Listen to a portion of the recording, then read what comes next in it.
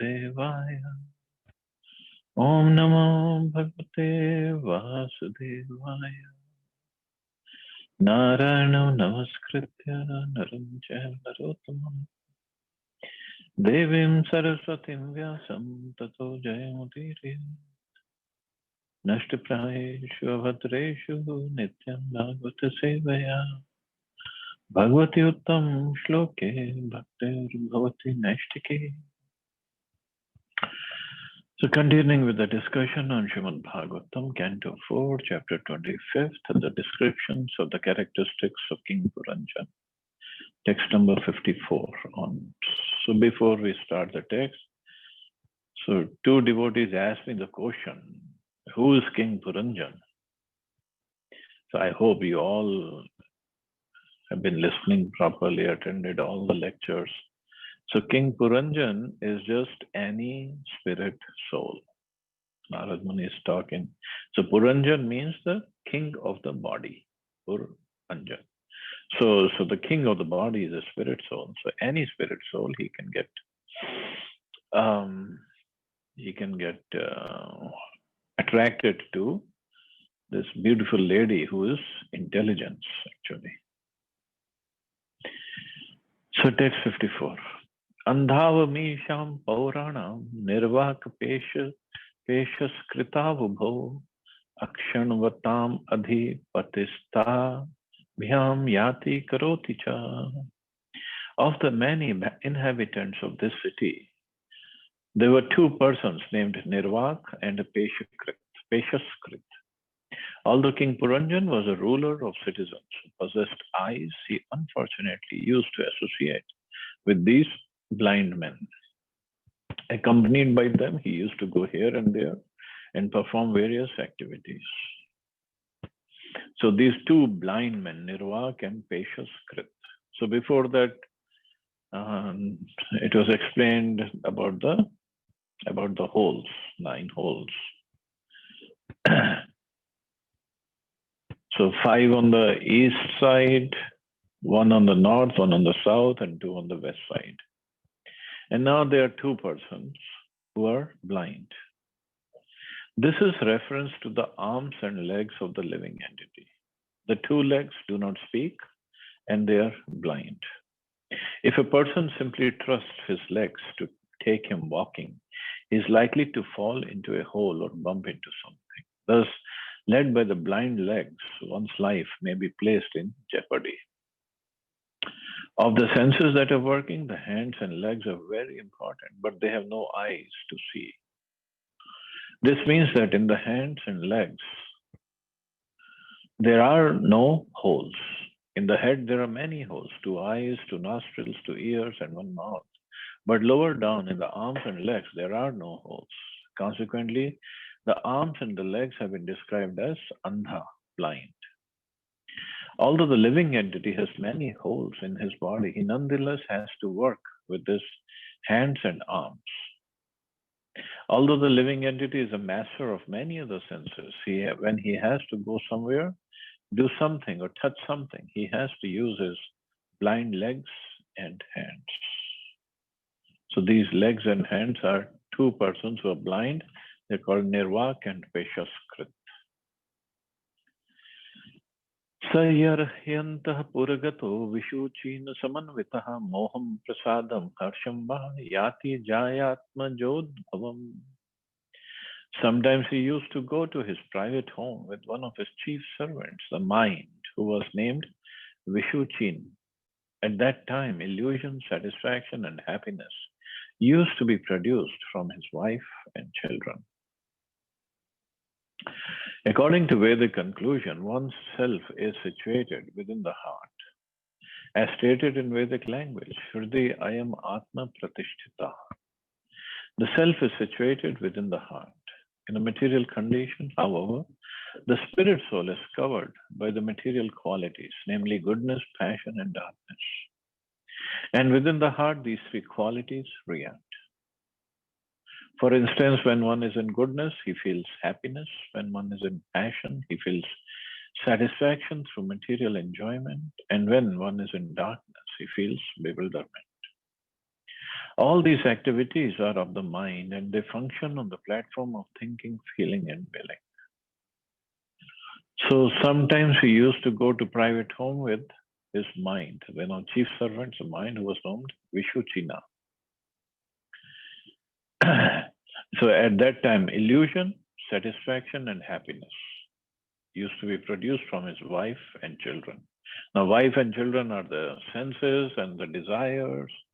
And then if everything is in mode of goodness, he would feel happy. If anything, mode of passion, satisfaction, and ignorance brings illusion.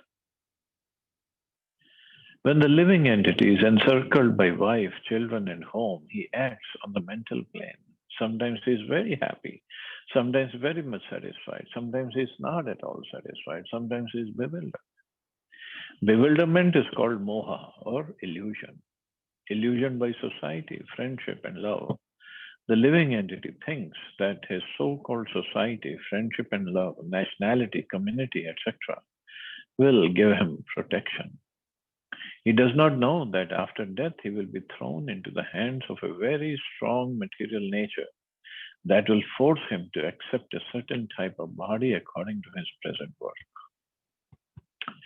This body may not even be a human body. There's a living entity's feeling of security in this life in the midst of society, wife, and friendship is nothing but illusion.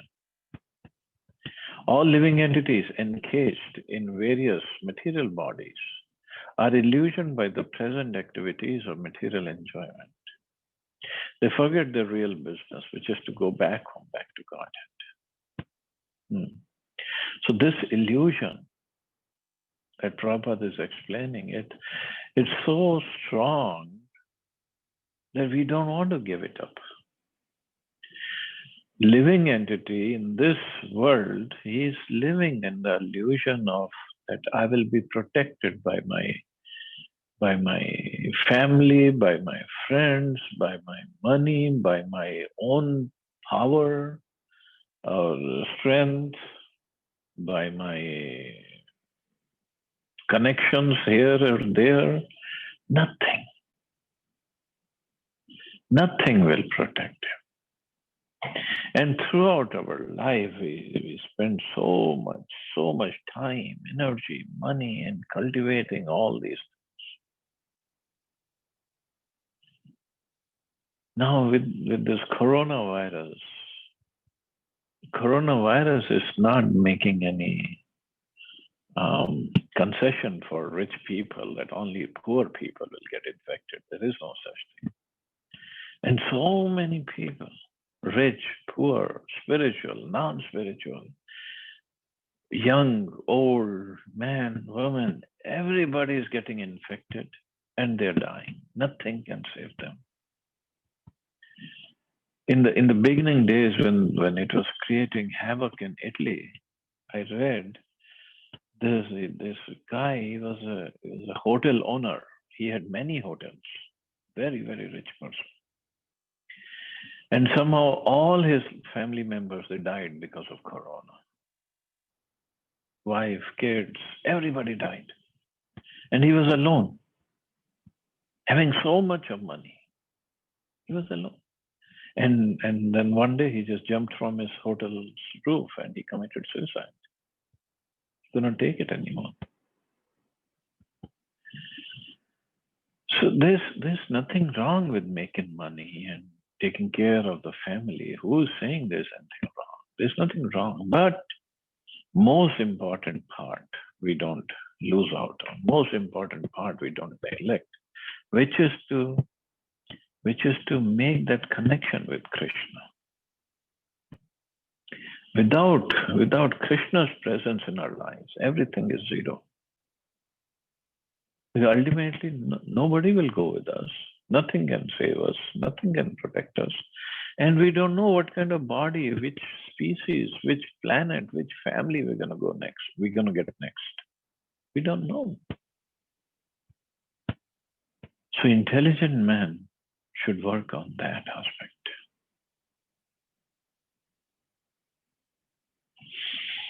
Everyone who's not in Krishna consciousness must be considered to be in illusion.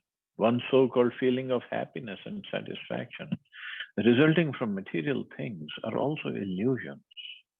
Factually, neither society, friendship, love, or nor anything else can save one from the onslaught of the external energy, which is symptomized by birth, death, old age, and disease. To get even one living entity out of the illusory condition is very difficult.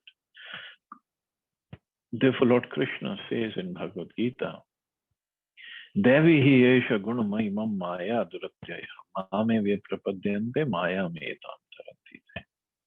This divine energy of mind consisting of the three modes of material nature is difficult to overcome. But those who have surrendered unto me can easily cross beyond it. Therefore, unless one surrenders completely at the lotus feet of Krishna, he cannot get out of the entanglement of the three modes of material nature. So this is the problem of today's world. Like Prabhupada said, to get even one living entity out of the illusory condition is very difficult. But this is what Prabhupada's mission is, and this is what we have to help him in his mission. Evam karmasu samsaktah kamatma vanchito abudah mahishi yad yadiheta tattad tattadevanvavartatah. Being thus entangled in different types of mental concoction and engaged in fruitive activities, King Puranjan came completely under the control of material intelligence and was thus cheated. Indeed, he used to fulfill all the desires of his wife, the queen. When a living entity is in such bewilderment that he is under the control of his wife or material intelligence, he has to satisfy the intelligence of his so-called wife and act exactly according to her dictates.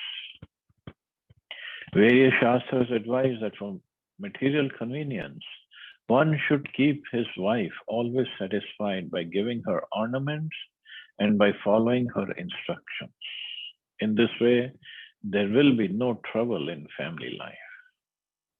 So all the Matajis can show this purport to their husbands and see if they follow it. And tell them this is what Prabhupada is writing. Jagat Guru is writing. So they should follow. So always keep his wife satisfied by giving her ornaments. So I hope yesterday on Dhanteras, everybody bought ornaments for their Mataji's wives and gave them.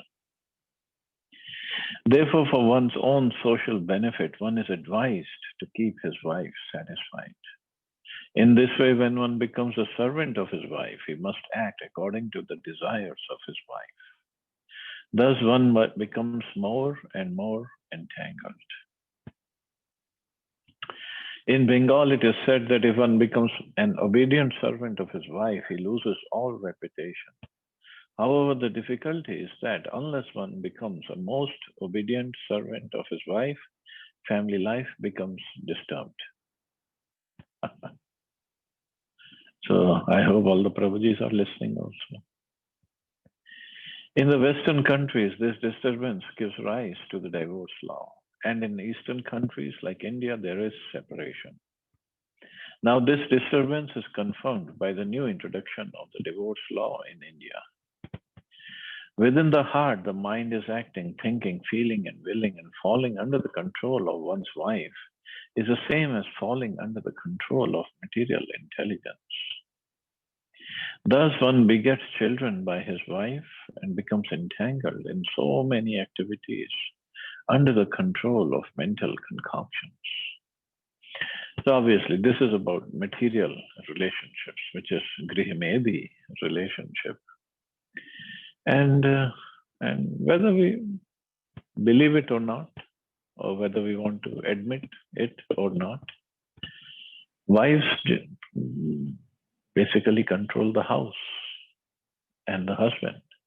Husband thinks he is a controller, but wives, they let them think that you're the controller, but actually they're not. So, this is a truth of life.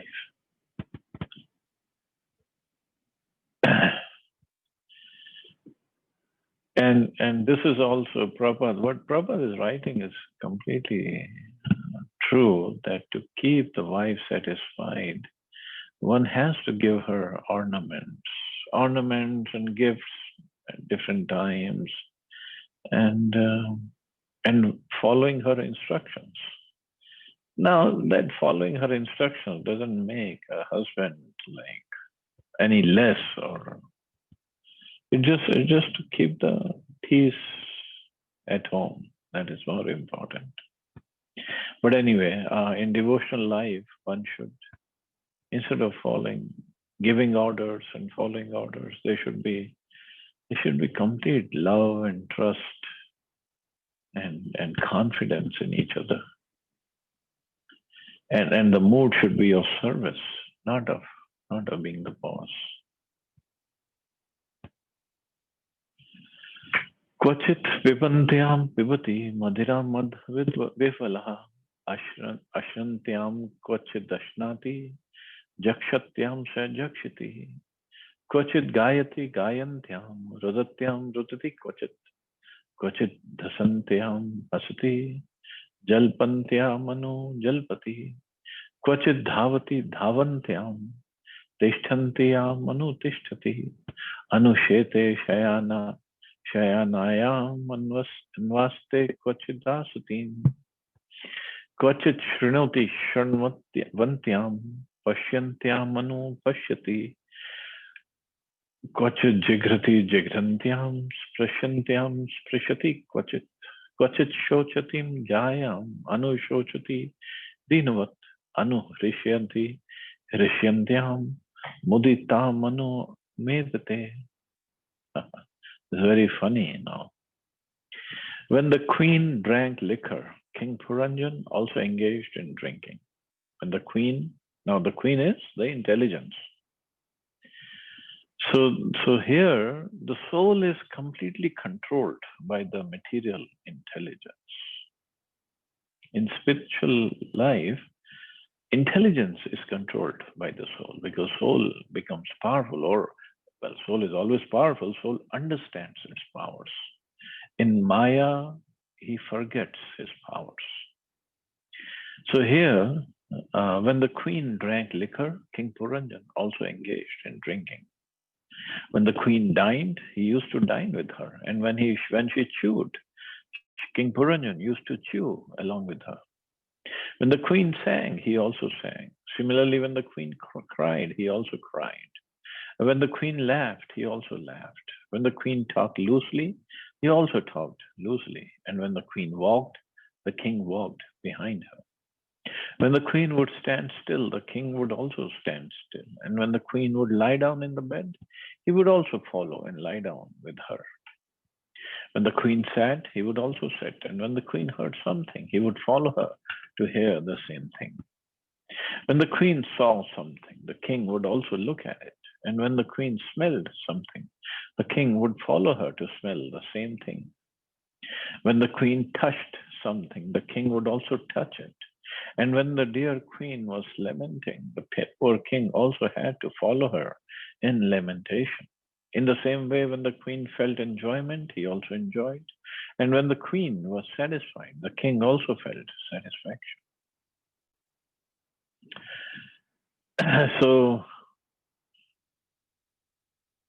So basically, it's the soul following the intelligence.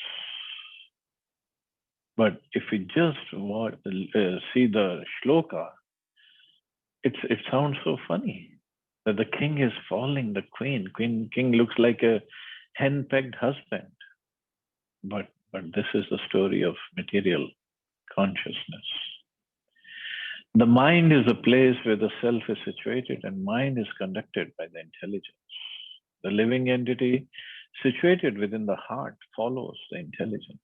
The intelligence is here depicted as queen, and the soul under mental control follows the material intelligence, just as a king follows his wife. The conclusion is that material intelligence is a cause of bondage for the living entity. The point is that one has to take to spiritual intelligence to come out of this entanglement. That is that is what we have to do. So slowly, we have to spiritualize our intelligence or purify the intelligence from looking for happiness in the material world, in the material sense objects, in the material senses. One has to make the intelligence stronger or more sharp. So it goes beyond the material activities and gets into spiritual activities. In the life of Maharaj Ambrish, we find that the great Maharaj first engaged his mind on the lotus feet of Krishna. In this way, his intelligence became purified. Maharaj Ambrish also used his other senses in the service of the Lord. He engaged his eyes in seeing the deity in the temple, nicely decorated with flowers. He engaged his sense of smell by smelling the flowers, and he engaged his legs by walking to the temple. His hands were engaged in cleansing the temple, and his ears were engaged in hearing about Krishna. His tongue was engaged in two ways, in speaking about Krishna and in tasting prasada offered to the deity. Materialistic persons who are under the full control of material intelligence cannot perform all these activities. And thus, consciously or unconsciously, they become entangled by the dictations of material intelligence. This fact is summarized in the following verse. So the material intelligence completely controls the soul. Soul thinks he is a controllable, no? Controlled by material intelligence. And then covered over, the consciousness of the soul is covered over by material modes, and that's it. That's it. Then he just keeps on taking birth, getting old, dying, getting diseased, and again taking birth, dying, taking birth, dying, taking birth, dying. So all we have to do is, by the mercy of a devotee, we come in contact with the devotional service. So take up the devotional service seriously. And the intelligence becomes sharper or stronger when we associate with devotees and follow the instructions. On our own, it's very difficult. That's why the association is given lots of importance. And obviously, in the association, we don't just meet devotees and have some socialization done. Of course, man is a social animal, so needs some socialization. But mostly in the association, we should be performing bhakti. And whether serving, whether doing his hearing and speaking Krishna Katha, whether chanting together or doing something, not just what we do at another social gathering, just gossip and joke around. And basically what I have seen, and this is my experience, in like office party or when we are sitting with our just friends, sitting and wasting time, basically what we try to do or speak about is how good I am and how dumb the other persons are. Whoever I talk to, whoever I meet, whoever I work with, they all are very stupid people. I am the smartest. And the same thing continues in this devotional circles as well. When you talk to somebody, oh, Prabhu, I did this and I did that, and I am so accomplished, and this or that. I don't know how good, what good does it do to anybody? I don't know. But this is what happens. We make fun of devotees behind their back. We talk bad about devotees behind their back. And basically, whoever is not in the group at that time, we just talk bad about him. And same thing happens in the karmi circles as well. And we feel good about it, thinking, oh, see how bad that person is and how great a devotee I am, how pure I am. But these are not the symptoms of a pure devotee.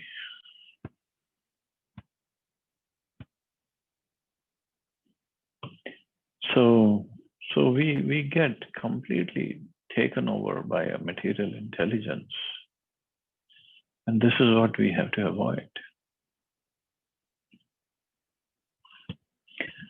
Vipralabdho mahishyavam sarva prakriti vanchitaha nechanna anu karoti agya klobhyat krida mrigo yatha. In this way, King Puranjan was captivated by his nice wife and was thus cheated. Indeed, he became cheated in his whole existence in the material world. Even against that poor, foolish king's desire, he remained under the control of his wife, just like a pet animal that dances according to the order of its master. Wow, Narad Muni is strict, strong.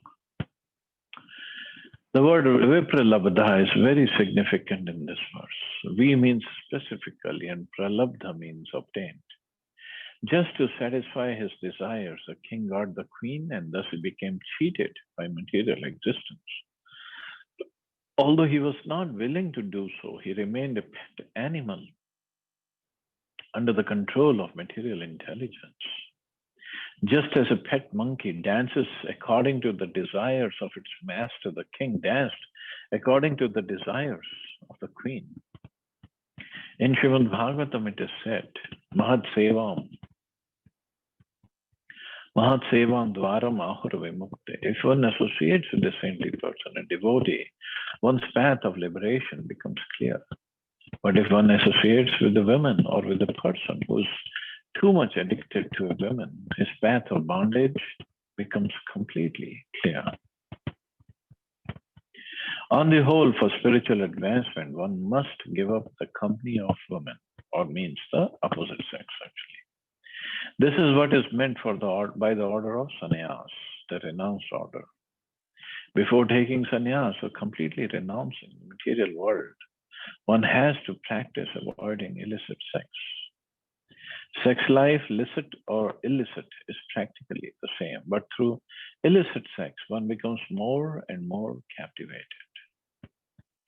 By regulating one's sex life, there is a chance that one may eventually be able to renounce sex or renounce the association of women. If this can be done, advancement in spiritual life comes very easily.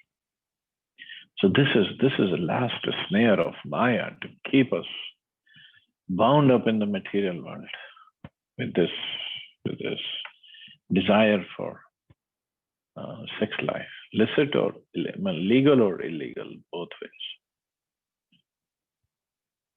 How one becomes captivated by the association of one's dear wife is explained in this chapter by Narad Muni.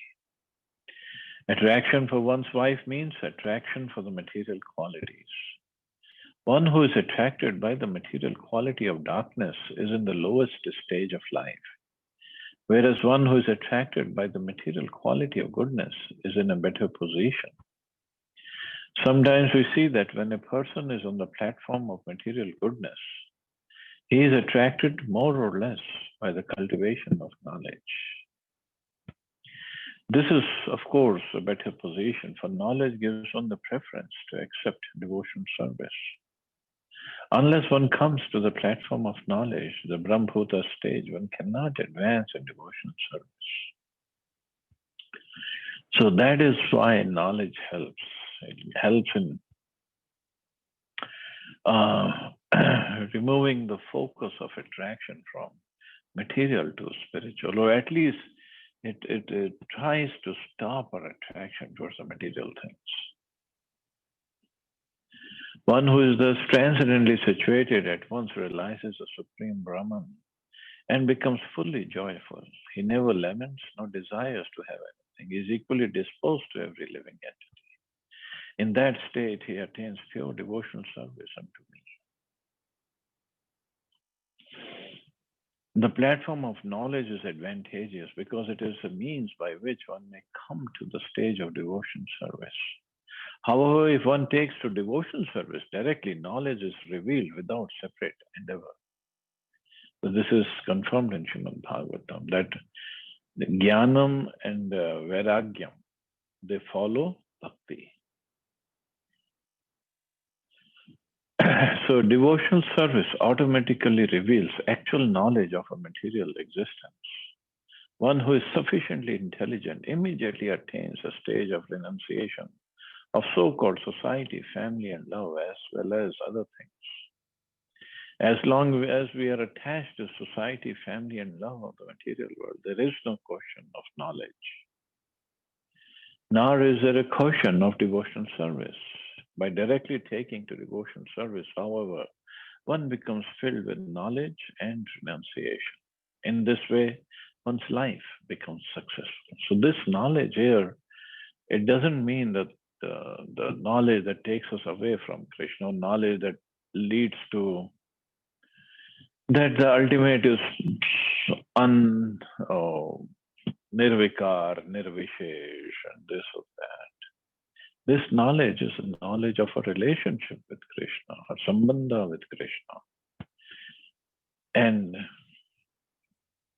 for the knowledge of the soul, knowledge of difference between material and spiritual, knowledge of Krishna, knowledge of a relationship with Krishna. That is a real knowledge. And that's what one gets from devotion service. But for all this, before we reach that platform, one has to get out of this material platform. It's very, very difficult. Maya is very strong, actually. Doesn't let you go very easily. And even if one is working hard to get out of the clutches of Maya, Maya will keep on bringing one back. Keep on giving more and more rigorous tests.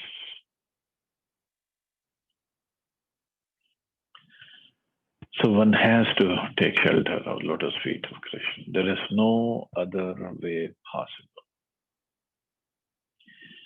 So anyway, so here we completed chapter 25. So we still have time. We can start chapter 26. King Puranjan goes to the forest to hunt and his queen becomes angry. Text 1 to 3.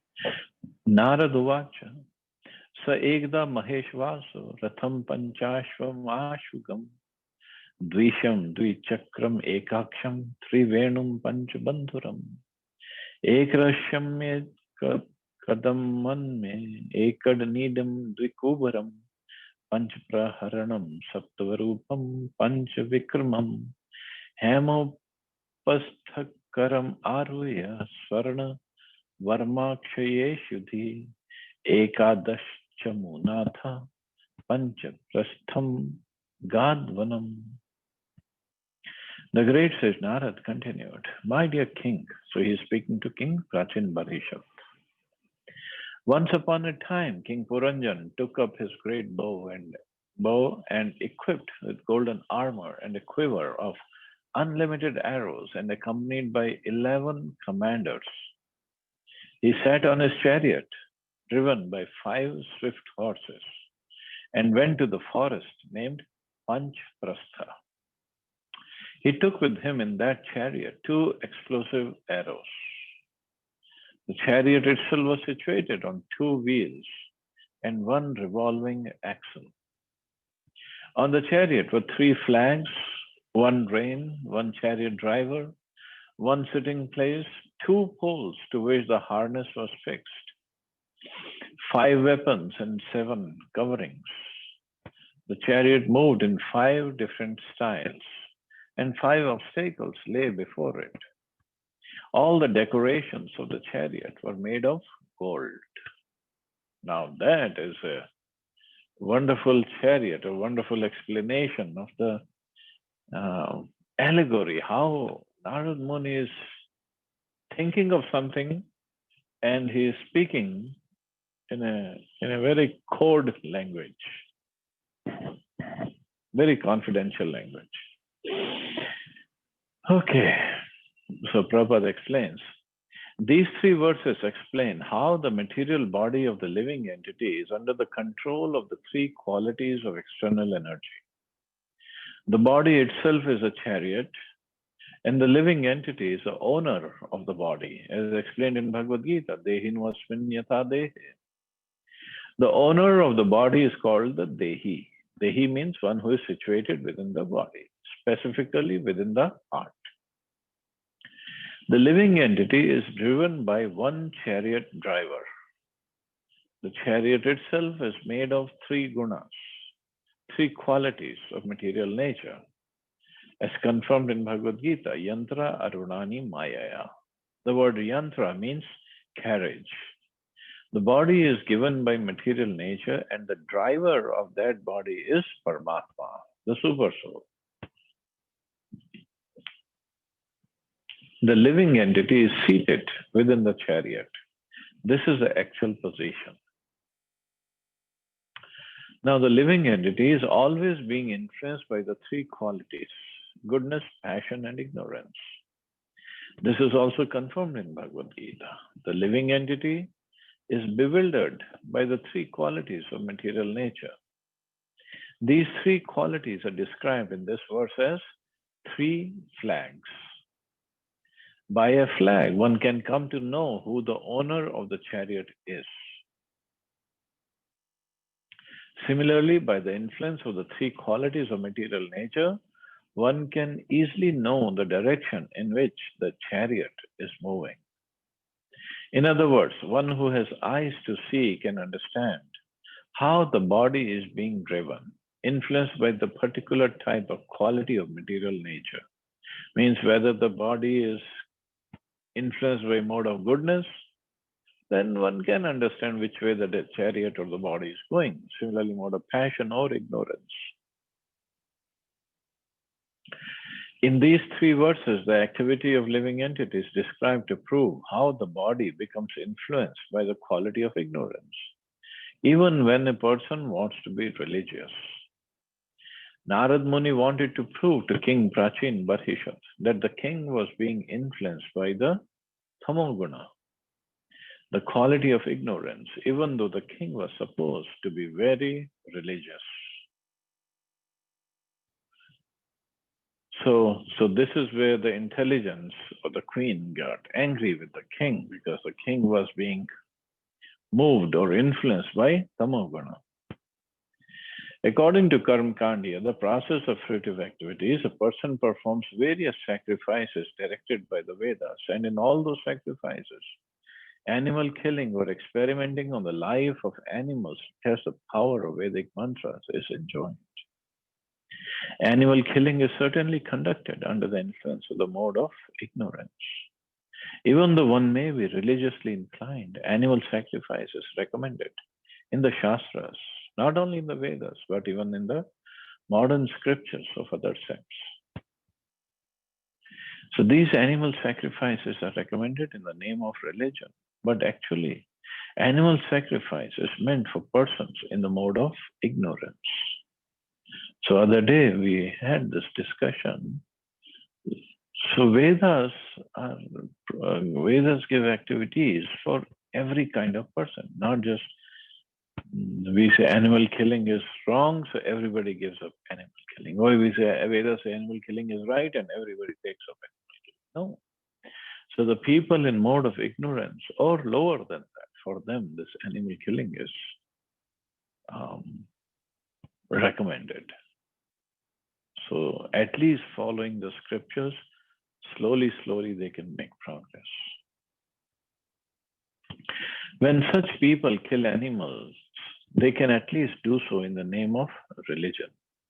However, when the religious system is transcendental, like the Vaishnava religion, there is no place for animal sacrifice. Such a transcendental religious system is recommended by Krishna in Bhagavad Gita. Sarvadharman paritejam mam ekam sharanam vraja. Because King Prachin Barhishat was engaged in performing various sacrifices in which animals were killed, If we remember that Narad Muni showed him all the animals in the sky, and they were waiting for King Prachin Barhishak to leave his body so they can really take the revenge. So Narad Muni pointed out that such sacrifices are influenced by the mode of ignorance. From the very beginning of Srimad Bhagavatam, it is said, Projita Katva Atraha, all kinds of religious systems that are involved in cheating are completely kicked out of Srimad Bhagavatam. So although it kicked out of Bhagavatam, and although it's not recommended for Vaishnavas, for the people in mode of goodness, nevertheless, if these sacrifices are mentioned in the Vedas, we have to respect the Vedas. Whether we do the sacrifice or not doesn't matter. But we have to respect the Vedas. In the Bhagavad Dharma, the religion dealing with one's relationship with the Supreme Personality of Godhead, animal sacrifice is not recommended. In the performance of Sankirtan Yajna, Hare Krishna, Krishna Krishna, Hare Hare, Hare Ram, Ram Ram, Hare Hare, there is no recommendation for animal sacrifices. So it's not for us. In these three verses, King Puranjan's going to forest to kill animal is symbolic of the living entity being driven by the mode of ignorance and thus engaging in different activities for sense gratification. The material body itself indicates that the living entity is already influenced by the three modes of material nature, and that is driven to enjoy material resources. When the body is influenced by the mode of ignorance, its infection becomes very acute. When it is influenced by the mode of passion, the infection is at the symptomatic stage. However, when the body is influenced by the mode of goodness, the materialistic infection becomes purified. So the ritualistic ceremonies recommended in religious systems are certainly on the platform of goodness, but because within the material world, even the mode of goodness is sometimes polluted by the other qualities, a man in goodness is sometimes driven by the influence of ignorance. So just like in Bhagavad Gita, it is said all these three modes, three qualities, they keep on attacking, and sometimes goodness becomes prominent, sometimes passion, and sometimes ignorance. It is herein described that King Puranjan once went to the forest to kill animals. This means that he, the living entity, came under the influence of the mode of ignorance. The forest in which King Puranjan engaged in hunting was named Panchaprastha. The word Pancha means five, and this indicating the objects of the five senses. The body has five working senses, namely the hands, legs, tongue, rectum, and genitals. By taking full advantage of these five working senses, the body enjoys material life. The chariot is driven by five horses, which represent five sense organs, namely eyes, ears, nose, skin, and tongue. These sense organs are very easily attracted by the sense objects. Consequently, the horses are described as moving swiftly. On the chariot, King Puranjan kept two explosive weapons, which may be compared to ahankar or false ego. False ego is typified by two attributes. I am this body, and everything in relationship to this body belongs to me. So these are the two weapons. So we have the five horses, which are the five sense organs, and the five objects of the five senses, that is the forest. The two wheels of the chariots may be compared to two moving facilities, namely sinful life and religious life. The chariot is decorated with three flags, which represents the three modes of material nature.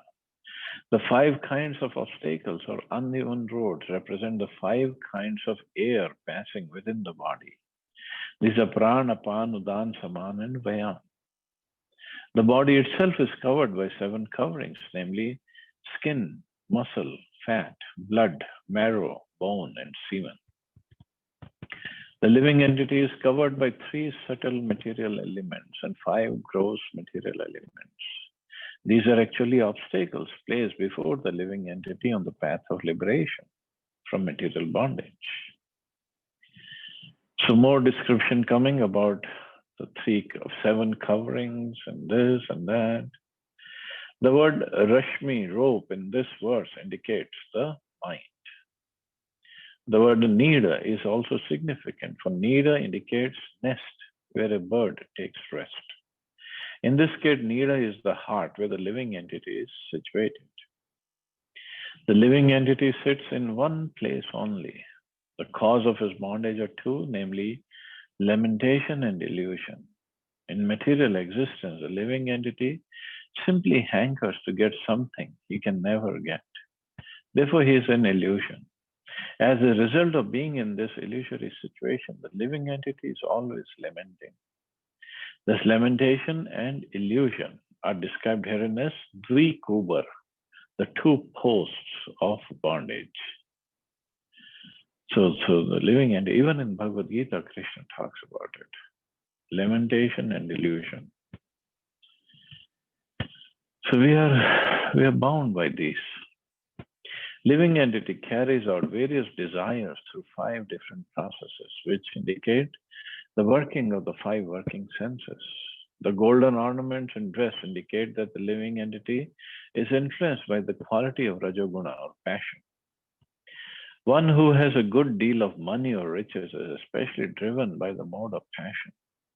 Being influenced by the mode of passion, one desires so many things for enjoyment in this material world. The 11 commanders represent the 10 senses and the mind. Mind is always making plans with the 10 commanders to enjoy the material world. The forest named Panchaprastha, where the king went to hunt, is a forest of the 5 sense objects, which are form, taste, sound, smell, and touch. Thus, in these three verses, Narad Muni describes the position of the material body and thus engagement of the living entity within it. And the living entity, a spirit soul, is completely beyond all this. Nothing to do with the 5 senses and this or material senses, or the rope or the bondage or this or that. Nothing to do with all this. But in the material world, when we fall, we get covered over by these 3 material modes of nature, and that's it. And then mostly we work in ignorance or illusion. And first illusion, that, like it says, the ego, the 2 kinds. First is, I am this body, and then everything belongs to this body or mind. That's it. So anyway, we'll stop here and let's see if anybody has any questions or comments. Hare Krishna, Prabhuji. Hare Krishna. Beautiful background, Prabhuji. Thank you. Yeah, This was the scene yesterday in Ayodhya, so it was just too good after so many years. It just, I think, November last year after the verdict, this is the first time this expansions which we see. Like earlier, it was just the Deepotsav, so there was no laser light. I think not that glorious, I would say, but this time it's just too good. So now Yogi ji might do the light and sound show over there. Yes, we were observing this yesterday, and I thought like the same way in Akshardham, it's going to be the same thing. Like probably they can have anybody can have a ticket. They'll buy a ticket and watch it. It's really beautiful to watch the Ramayana Akshardham, story. and also we had the Vedic Expo in ISKCON Delhi also. I don't know if you have Yes, seen yes, exactly. it. Yes. So I managed it for so many years. Oh, is it probably? Oh, great. Oh yeah, but almost 10 years I managed it. Hmm. So But in yeah, the wonderful. background, Prabhuji, if you see that the canal, I would say it's a canal through which Saryu ji is just flowing through the main river. It's just so beautiful. Okay. It's ancient and but just so very well maintained and managed. I would say. Uh, I mean, something I can relate to Haridwar Paddy. That Okay. uh, same Now, kind of. now you're kind of enticing us to go over there and take that. Please, Prabhuji. Yes, you all are welcome here. Yeah, we want to go. Want to go. Let's see when Lord Ram allows us. Hmm.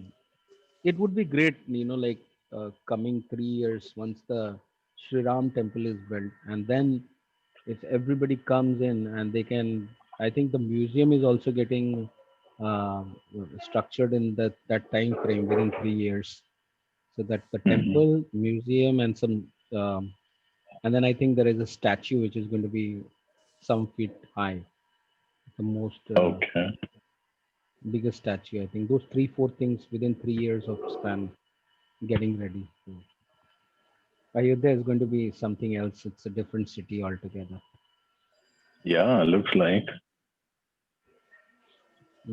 A lot of things are also happening. Great. The under the under cabling is happening, so you don't see any wire. I Mhm. believe later. I mean, 3 years down the line. So well planned, actually. That's good. That's good. Yeah, the whole world is looking at what we are doing in Ayodhya. Yeah. So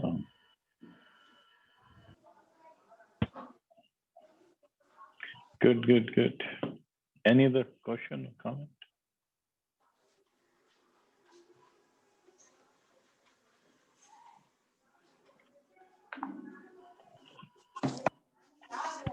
Okay, so I guess we can stop here. You all have a wonderful and happy, safe Diwali to everybody. Are you Happy okay? Diwali, Prabhuji.